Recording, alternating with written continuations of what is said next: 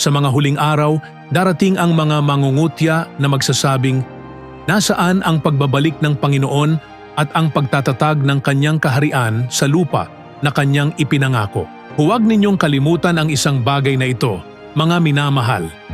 Ang Panginoon ay hindi mabagal sa pagtupad ng kanyang pangako. Siya ay mapagpasensya, hindi nagnanais na may mapahamak, kundi na ang lahat ay magsisi at lumapit sa Kanya, sapagkat darating ang araw ng Panginoon. Kaya dapat tayong mamuhay ng may kabanalan at pagiging makadiyos na may pananabik sa araw ng Diyos at sa Kanyang pagdating.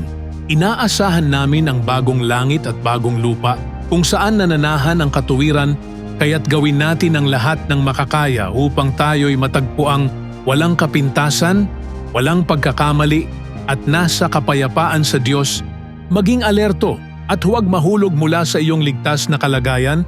Palakasin ang iyong sarili sa biyaya at kaalaman ng ating Panginoon at tagapagligtas na si Hesukristo.